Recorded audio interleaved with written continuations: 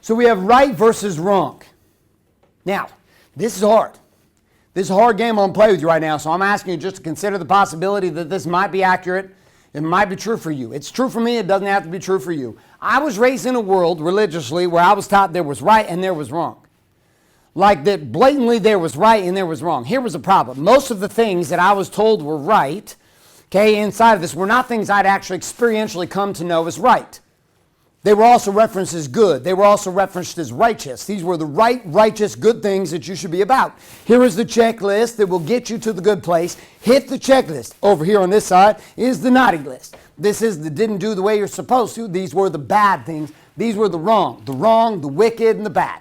Wrong, wicked, bad on one side. On the other side, right, righteous, and good. One side and the other. So as a kid, we come into the world, and as men, we're born into this sedated culture with most of us with fathers who were sedated as fuck, with grandfathers who were sedated as fuck, with mothers who were actually more masculine than feminine. And into this game, we were ushered in with this belief system, go get the money, shut the fuck up about your feelings. Guess what? You don't actually really matter, and most of the time, you're going to be alone. And this superficial game birthed for us this reality. And inside of this, our parents and our society gave us truth.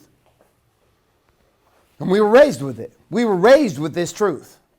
We were raised with what was right and what was wrong. What starts to cause a collision with this, though, is when you start to look at people's fruit.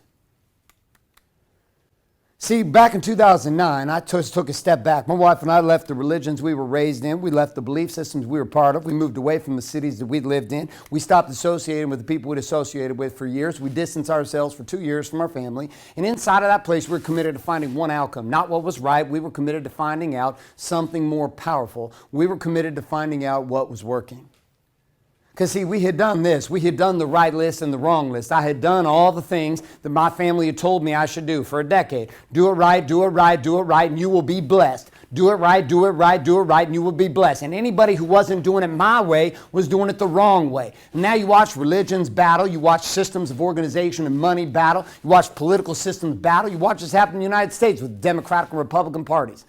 Didn't matter. Donald Trump gets elected and everybody wants to impeach him. Barack Obama gets elected, everybody wants to impeach him. Doesn't fucking matter. There's always a whole list of people that no matter what you do, and no matter what you believe, there is someone else who says your right is wrong. This is some crazy shit.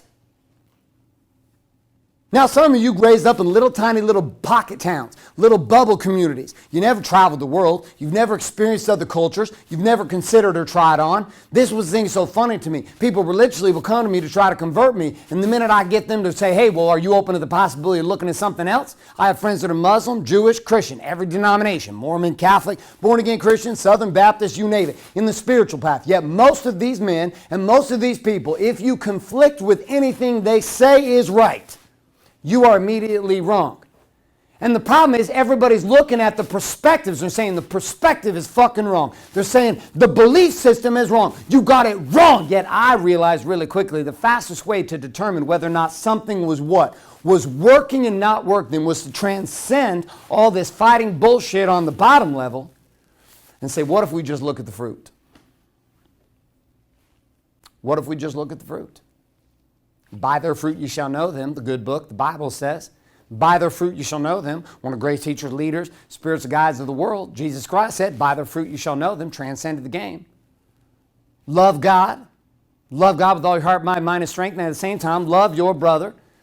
Okay, love your neighbor as your what? As you love yourself. People like to omit that second piece, and on top of this, they also like to completely stay stuck in this following reality. Here it is, right versus wrong. Here's a right way, here's a wrong way. Here's the problem.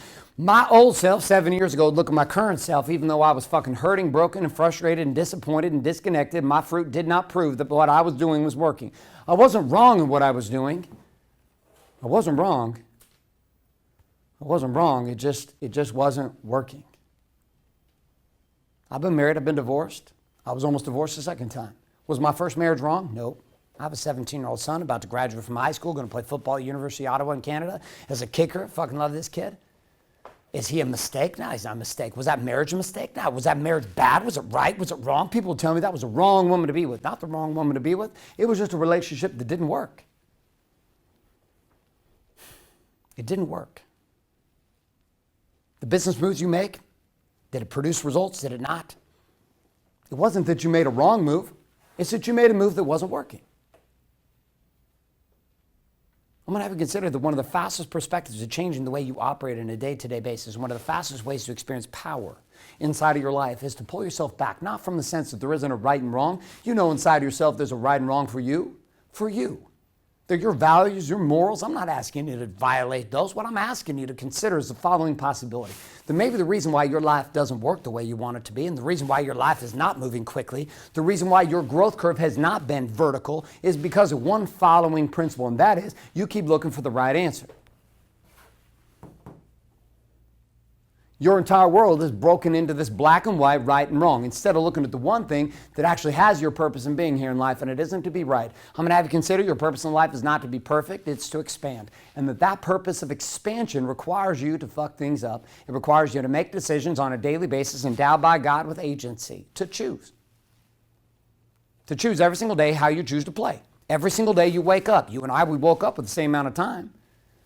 Yet for many of you watching this, I will outproduce you in one day, in one fucking day across the board, than you will do in a month. And that's not me saying I'm better than you. I'm not better than you. I just know this. I know that I've been playing the Warriors way for a while.